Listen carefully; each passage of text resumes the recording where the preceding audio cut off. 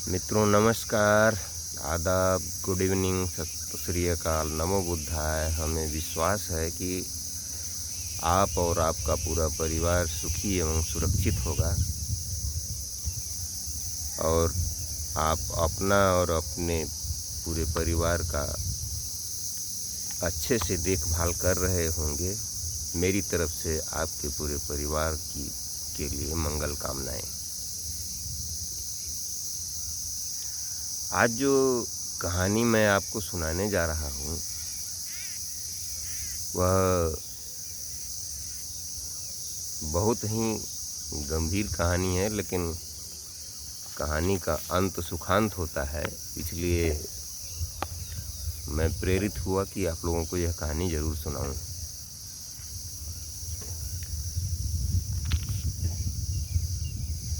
RPF के 3 लोग, दरोगा Aslam Khan, Aarti Kumari, SI Harishankar Tripathi, platform Kanpur Central railway station पर अपनी ड्यूटी कर रहे थे कि तभी एक इंसान पर नज़र दरोगा जी की पड़ी, जो वहाँ पड़ी हुई डस्टबिनों में कोल्ड ड्रिंक की बोतलें या पानी की बोतलें ढूंढ रहा था। उसमें से जो कुछ 2-4 बूंद रहता था वो पीकर फिर उसी डस्टबिन में फेंक देता था, फिर दूसरी की तलाश करता था और अगर उसमें कुछ नहीं रहता था तो उसको फेंक देता था फिर उसी डस्टबिन में। इस प्रकार जो है उसके दाढ़ी बढ़ी हुई थी, उसके बाल बिखरे हुए थे, कपड़े फटे हुए थे, पैरों में चप्पल और जूते नहीं थे।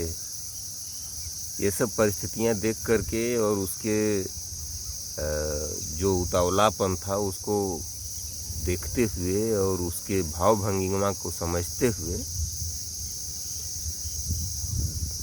दरोगा जी जो असलम खान थे उन्होंने सोचा कि कुछ गड़बड़ लग रहा है।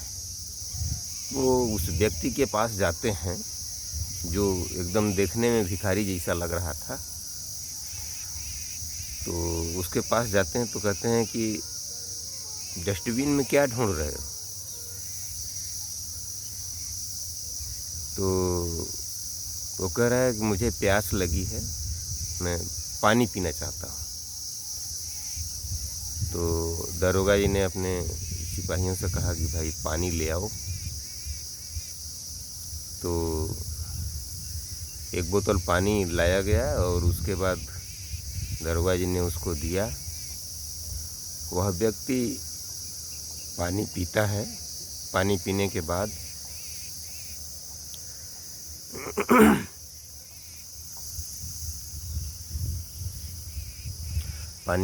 बाद वह कहता है कि थैंक यू वेरी मच। और इस शब्द ने दरोगा जी को, जो उसके बोलने का लहजा था, जो उसके बोलने की टोन थी, उस टोन के हिसाब से दरोगा जी ने अपने मन में सोचा कि ये निश्चित रूप से भिखारी तो नहीं है, यह निश्चित रूप से या तो कोई आतंकवादी हो सकता है या फिर ये जो है मतलब खुफिया तंत्र का कोई हिस्सा हो सकता है। इसके विषय में पहले इसकी जानकारी लेते हैं, क्या स्थिति है। तो जो बोलने का लहजा था उससे लगा कि ये बहुत पढ़ा लिखा है। तो उन्होंने पूछा, दरोगा जी ने पूछा कि तुम्हारा नाम क्या है? कहा हमारा नाम my name is Mahavir Singh.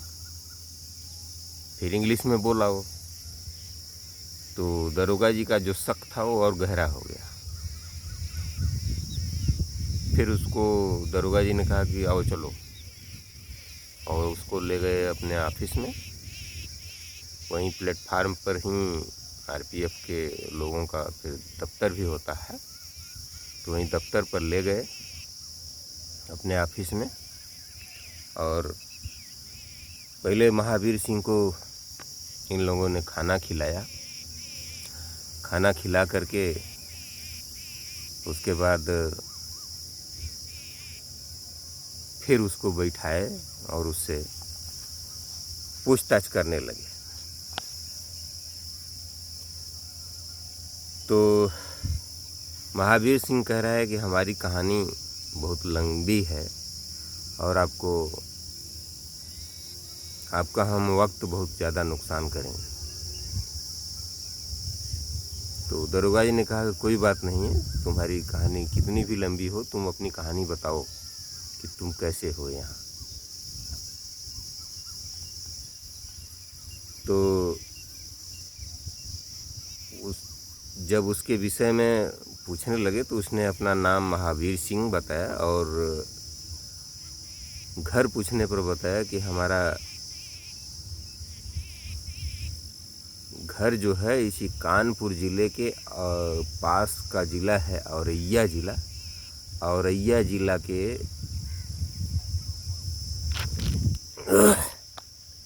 Bidhuna थाना क्षेत्र में, औरैया ज़िला के विधुना थाना क्षेत्र में सामायन नाम का हमारा एक गांव है। हम वहीं के रहने वाले हैं और मैं एक संपन्न परिवार से हूँ और हमारे घर में कुछ पैसे की ज़रूरत थी। तो ये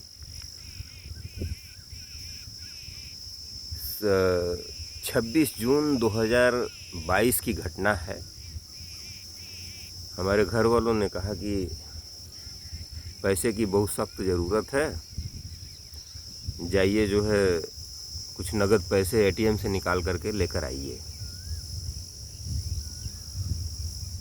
तो मैं चला गया पैसा निकालने के लिए और आसपास के जो एटीएम थे वो सब या तो ख़राब थे या तो बंद थे। मुझे कहीं पैसा नहीं मिला। तो हम जो है विधुना चले गए। विधुना गए तो वहाँ भी कई एटीएम पर हमने ट्राई किया और पैसा नहीं मिला। जब पैसा नहीं मिला तो हमारा एक मित्र है महेंद्र को हमने फ़ोन किया। वह एक बैंक में एम्प्लॉई है। तो उसने कहा ठीक है आइए, हम आपको पैसा देते हैं। तो जब मैं बैंक में गया तो उसने पैसे दिलाने में मेरी मदद की और मुझे पैसा मिल गया एटीएम से ही। तो मैं पैसा लेकर के रुपया निकाल कर जेब में रखा और वहाँ से चल दिया। जब रास्ते में चलते चलते मुझे लगा कि कोई वाहन आएगा तो उसी पर बैठ लेंगे और अपने घर को चले जाएंगे। तो कोई वाहन दिखाई नहीं दिया तो मैंने सोचा चलिए पैदल ही चलते हैं, कुछ दूर तक चलते रहते हैं, जब साधन मिलेगा तो बैठकर चले जाएंगे। तो मैं वाहनों को रोक रहा था, इसी बीच एक कार आती हुई दिखाई देती है। मैंने उसको भी हाथ दिया, उसने रोका और रोकने के बाद उसमें से 2 व्यक्ति उतरते हैं और मुझे कार में बैठा लेते हैं। कार में बैठा लेने के बाद फिर मुझे नींद आ गई और मैं सो गया। उसके बाद मुझे कुछ पता नहीं कि मैं कहाँ हूँ। फिर जब मुझे होश आया तो मैं अपने आप को एक शौचालय में बंद पाया और जिस शौचालय में उन लोगों ने बंद कर रखा था बहुत बदबू आ रही थी। मैं चिल्लाने लगा और चिल्लाने के बाद बहुत देर तक चिल्लाने के बाद करीब 15 मिनट 20 मिनट के बाद 2 व्यक्ति आए, दरवाज़ा खोले शौचालय का, हमको बाहर निकाले। दोनों लोग असलहाधारी थे, उन लोगों के पास हथियार थे और हथियारों के साथ मुझे एक दूसरे कमरे में ले गए और कुछ खाने वाने को दिया थोड़ा बहुत। तो उसके बाद एक इंजेक्शन लगाया। इंजेक्शन लगाने के बाद मैं फिर बेहोश हो गया। मुझको कुछ पता नहीं कि मेरे साथ फिर क्या हुआ। इसी प्रकार करीब 10 दिन तक हमको इसी तरह से रखा गया और जब भी होश आता तो ये लोग हमको इंजेक्शन लगा देते, फिर मैं सो जाता या बेहोश हो जाता। यही क्रम हमारे साथ चल रहा था। जब होश आता तो मैं देख रहा हूँ कि मेरे साथ करीब 25 लोग और हैं जो उसी कमरे में बंद थे और सब लोगों की निगरानी ये लोग हथियार बंद 4-5 लोग कर रहे थे और कि इसमें से कोई भागने ना पाए। 10 दिन के बाद ये लोग जो है हमको और इन जो 25 लोग थे सबको जो है एक गाड़ी में बैठाते हैं और गाड़ी में बैठा करके ये लोग हम लोगों को करीब 20 किलोमीटर दूर एक दूसरे कंस्ट्रक्शन साइट पर ले जाते हैं और वहीं पर हथियारों के साए में हम लोगों को काम करना पड़ता था। पूरा दिन हम लोग काम करते थे, ईंटा बालू गिट्टी जो भी काम होता था वहीं हम लोग काम करते थे। फिर ये लोग रात को 8 बजे हम लोगों को फिर उसी गाड़ी में बैठाते थे और फिर ले आकर के उसी कमरे में कुछ खाना वाना देते थे। खा पी करके फिर सबको इंजेक्शन लगाते थे और इंजेक्शन लगाने के बाद फिर ये लोग जो है निगरानी में लग जाते थे कि शायद कोई अगर होश में होगा तो भाग ना जाए। लेकिन मैं सदैव इसी फिराक में रहता था कि आखिर इन लोगों के चंगुल से मैं कैसे निकल पाऊंगा। तो एक दिन ऐसा हुआ कि ये लोग जो है 2 लोगों की ड्यूटी लगी थी हम लोगों की निगरानी के लिए और निगरानी लोग कर रहे थे और इसी बीच जो है एक उसमें से एक को जो है बाथरूम आया वो या शौचालय गया तो जो एक आदमी हमारी सुरक्षा में था उसको थोड़ी झपकी आ गई और उसी का फ़ायदा उठाते हुए मैं धीरे से निकल करके बाहर आया तो देखा चारों तरफ जंगल ही जंगल है। मैं उन्हीं जंगलों में बिना कुछ जानकारी के, चूँकि हमारी कोई जानकारी नहीं थी, तो मैं उसी जंगलों में भटकते हुए पूरी रात चलता रहा। चलते चलते पूरी रात गुजर गई। सुबह होते होते मुझे न तो कहीं कोई सड़क मिली न कुछ मिला। एक रेलवे लाइन दिखाई देती है। मैं उसी रेलवे लाइन को फॉलो करते हुए एक स्टेशन पर पहुंचता हूं। वहाँ जो स्टेशन है उस स्टेशन पर भी जिस भाषा में लिखा हुआ था वो मेरी समझ से परे था। वह न तो अंग्रेजी थी, न हिंदी थी, न गुजराती थी, न मराठी थी, न पंजाबी थी। मुझे कुछ समझ में नहीं आ रहा था कि ये कौन सी भाषा है। तो इसी परिप्रेक्ष्य में मैंने देखा कि कोई ट्रेन अगर आ जाती तो हम उसी से निकल लेते। मुझे ये लग रहा था कि जितना जल्दी हो सके मैं वहाँ से भाग जाऊँ। और थोड़ी ही देर में एक ट्रेन आती है तो उस ट्रेन में मैं बैठ करके चला गया। और कहाँ गया ये मुझे पता नहीं। मुझे ये लग रहा था कि इन लोगों से बहुत दूर चला जाऊं जिससे ये लोग हमको फिर ढूंढ ना पाएँ।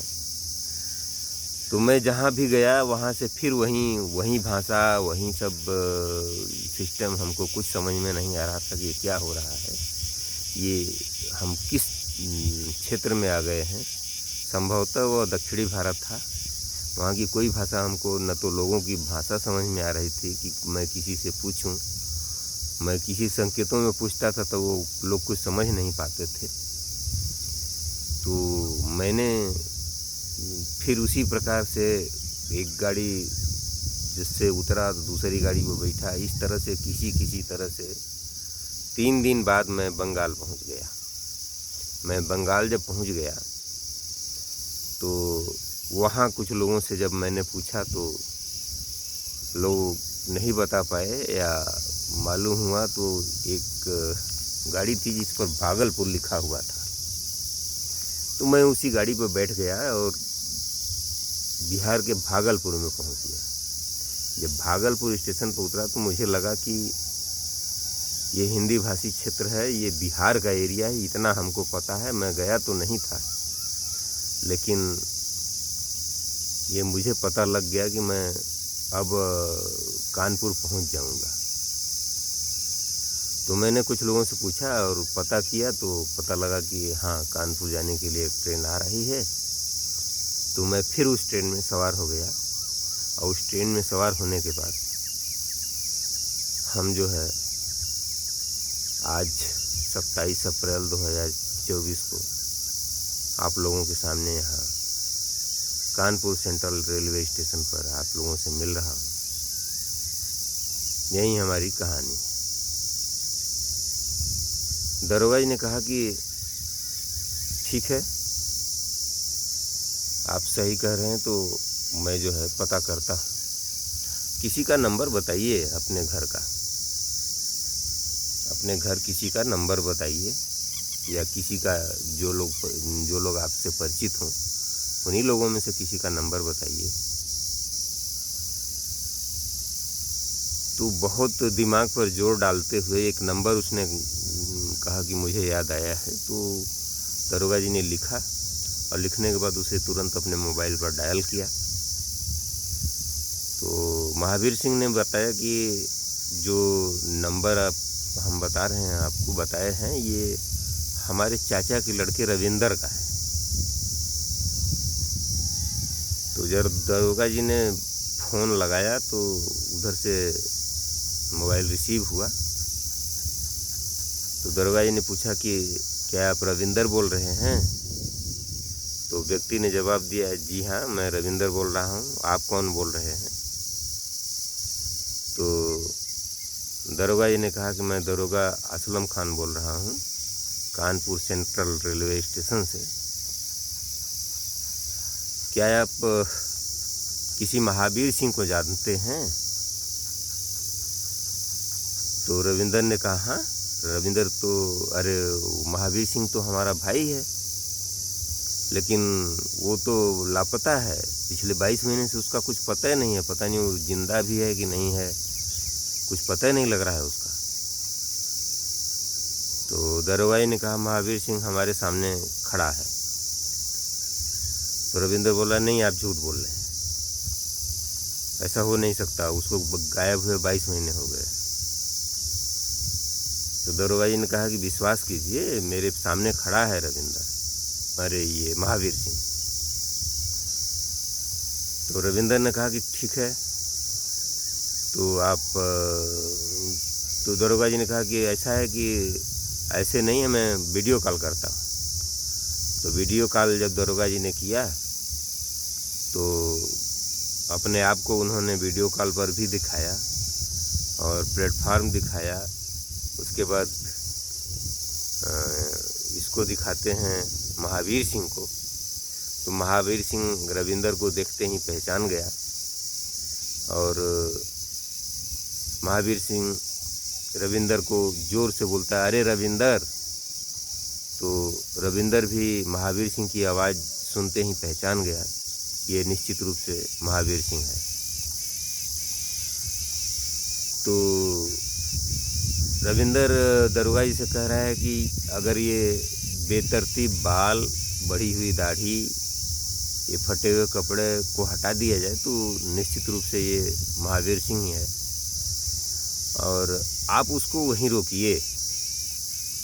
हम पूरे परिवार के साथ कानपुर सेंट्रल रेलवे स्टेशन आ रहे हैं और हम लोग उसको साथ ले आएंगे। तो दरोगा जी ने महावीर सिंह को बैठाया। उसके बाद जो रविंदर था उसने महावीर सिंह के छोटे भाई को फ़ोन किया, जो गुरुग्राम में एक मल्टीनेशनल कंपनी में काम करता था, एक अच्छे ओहदे पर काम करता था, अच्छा पैसा कमाता था। उसको उन्होंने फ़ोन किया रविंदर ने फ़ोन किया, तो रविंदर जब फ़ोन किया तो वो कह रहा है कि क्या बात है? तो रविंदर ने कहा, अरे Mahavir Singh Kanpur Central railway station पर है, मैंने उसको देखा है।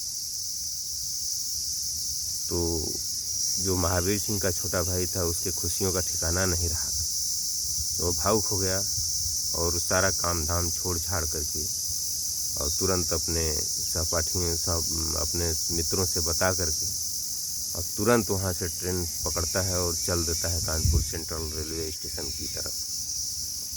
उधर वो चल देता है, इधर बिधना थाना क्षेत्र के समायन गांव से रविंदर और महावीर सिंह का पूरा परिवार वहाँ से चल देता है और कुछ ही घंटों में ये सभी लोग कानपुर सेंट्रल रेलवे स्टेशन पहुँच जाते हैं। कानपुर सेंट्रल रेलवे स्टेशन पहुँचने के बाद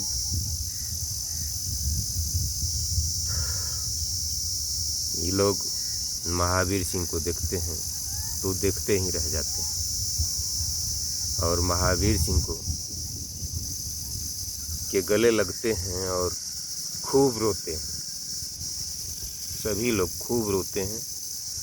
रोने के बाद जब सब लोग शांत होते हैं किसी प्रकार से, तब दरोगा जी आवश्यक लिखा पढ़ी करके और महावीर सिंह को रविंदर और महावीर सिंह के छोटे भाई को सुपुर्द कर देते हैं महावीर सिंह को, और महावीर सिंह हंसी खुशी अपने घर चला जाता है।